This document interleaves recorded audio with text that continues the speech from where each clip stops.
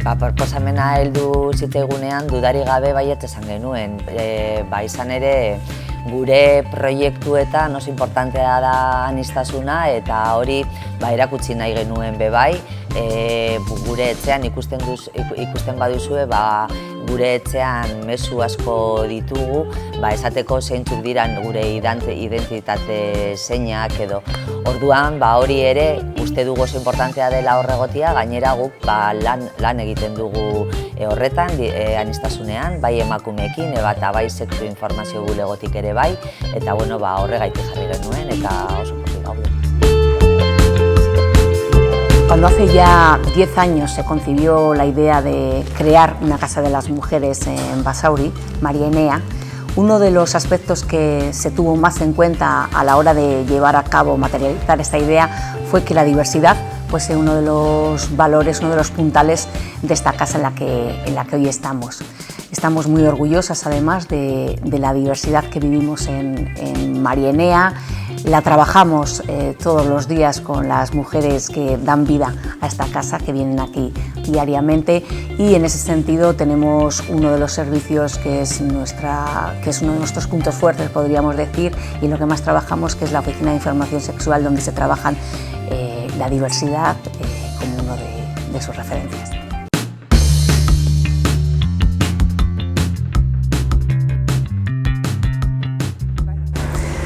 Aniztasun hitza entzuterakoan burura etorri altzaigun gauzetako bat izan daiteke gauza ezberdin askoren multzo bat imaginatu dezakegu, ez?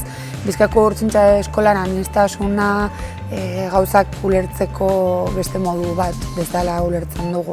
Gauzak beste era batean ulertzeko norberaren jarrera aldaketa errotik bermatzea da. Orduan, zergatik atxikitu egin zen Bizkaiko Urtzintza Eskola gunean etzetara. Euskal Herriko hezkuntza sistema inklusibo izatera bide horretan nahitaezkoa delako errotiko jarreren aldaketa hori eta guk lantzen ditugun proiektu eta balioek hori daukate helburu bezala errotiko jarrera aldaketa eta mundua ulertzeko beste modu bat.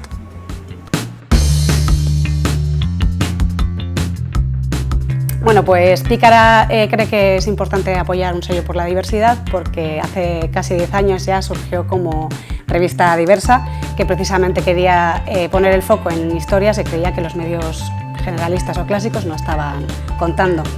Y bueno, también esto además creemos que se hace no solo desde las historias que contamos, sino también desde cómo las contamos. Por eso ahora estamos tratando de hacernos de ser un medio accesible, construyendo, por ejemplo, un glosario feminista en lengua de signos, en el que estamos creando conceptos que no existían, como puede ser lesbiana o violencia machista, y también haciendo adaptaciones de lectura fácil de algunos contenidos, entre otros hemos hecho un monográfico en lectura fácil, y bueno, por eso creemos que hay que apoyar la diversidad desde todos los frentes, el informativo, el legal, el formativo.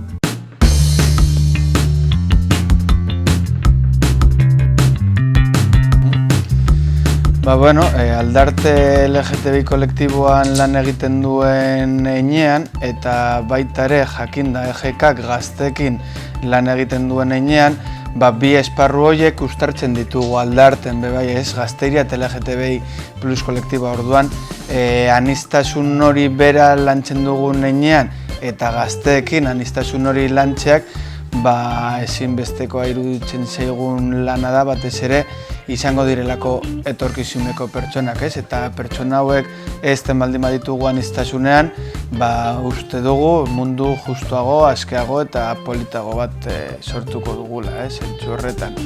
Aniztasun bera nola ulertzen dugu ez soilik LGTBI kolektiboa, baizik eta orotar aniztasuna. Aniztasuna uste dugulako dagoela gorpuzkeran, daudela jarreretan, dagoela adierazpenetan, daudela maitatzeko eretan, daudela inortasun edo identitate horietan, orduan berez ulertzen dugu aniztasuna, zentzu zabal horretan, ez? Gaur egungo jendartean existitzen den aniztasuna ere, behintzat ikustaraztearena, ez? Porque berez badago, baino zapalkuntza askoren ostean, ondino jendarte asko ikustarazita dago, baita ere mundu hau hain aldakorra denez, aniztasun hori hor dago, eta ikustaraztera bidean, egin barreko lanketa da batez ere, ezten direlako adibidez identitate berriak sortzen, bikotasun sistema apurtzen dutenak, orduan hori kaleratzea, hori ikustaraztea, adierazpen pilo bat beti oso mugatuak egon direnak, gehiago azaleraztera begira, ezinbestekotzat jotzen dugun lana denean, bai uste dugu elkarrekiko edo helburu hauekiko elkarlan hau burutzeak ematen diola beste plus gehigarri bat, eta honek egiten duelako gerora, lehen esan dudan moduan, bai mundu politago, mundu askeago, mundu justuago bat, ez?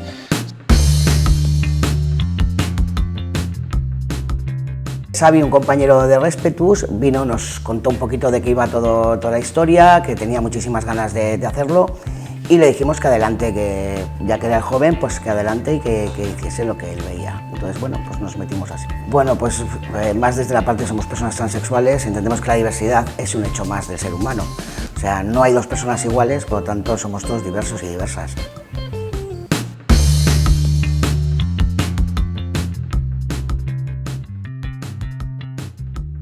Nik uste dut garrantzitsua dela gune aske bat egotia herriko komertzioetan eta erakundietan batez be herritarrak gustora sentitzeko eta bakoitzadan bezalakoa eukitzeko bere gune segurua eta ez juteko bildur barik zehoz erostera edo zehoz eskatzera. Hortarako danon babes abia da jendiak eta danok emango jau babes hori. Lan itzen dugu aurre nerabe, heldu eta nagusisekin, eta gure egunerokoan balore horrek erakusten eta esten saiatzen gaz, eta gure helburua da hori dana ondo lantzia Bergarako, Bergara herriko biztanleriakin edo gure erabiltzaileak dien horre guztiekin.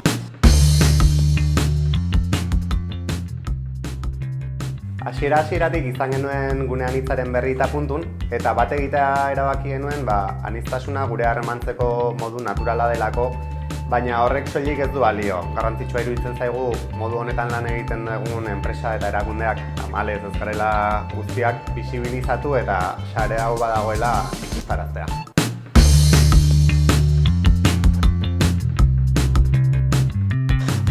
Guretzat EGKak egin zigun proposamena oso interesgarria izan zen.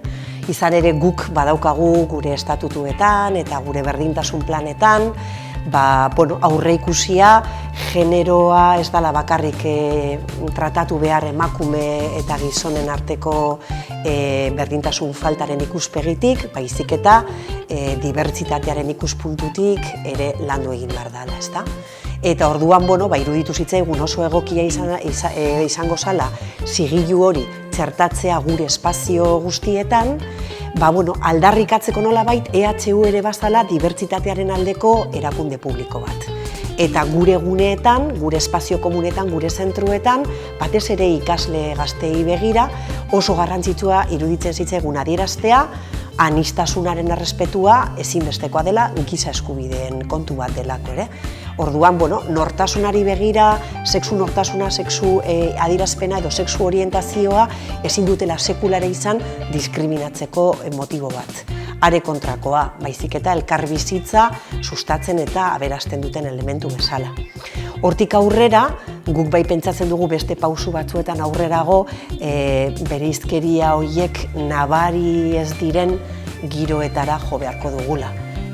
Hau da, bereizkeriak elementu detonanteak ez diren giro batera joan behar dugula. Horren hildora, guk EHU bi ekimen eraman ditugu aurrera, LGTB kolektiboarekin batera, interlokuzio zuzena erabiliz, eta eurek aldarrikatu zizkiguten bi ekimenez. Alde batetik komuna mistoak jartzea, eta hala egin dugu. Beraiek gainera lagundu digute aukeratzen zeintzuk ziren komune misto aproposak, eta horrela transkolektiboak ere izango zuen bere senditutako generoaren arabera komunetara joateko aukera librea. Eta beste alde batetik, gure dokumentazio ofizial guztietan sexu genero markaren 3. kasilla edo hirugarren markadore bat ezartzea. Emakume eta gizona bakarrik jartzea sistema bitarraren adierazle zenez, hirugarren markadorea jarri genuen, pertsona ez bitarraren adierazle gisa. Eta horrela bagoaz pizkanaka eurekin batera hitz eginez, ekimen ezberdinak martxan jarriz gunean hitzaren zigiluaren aterkipean.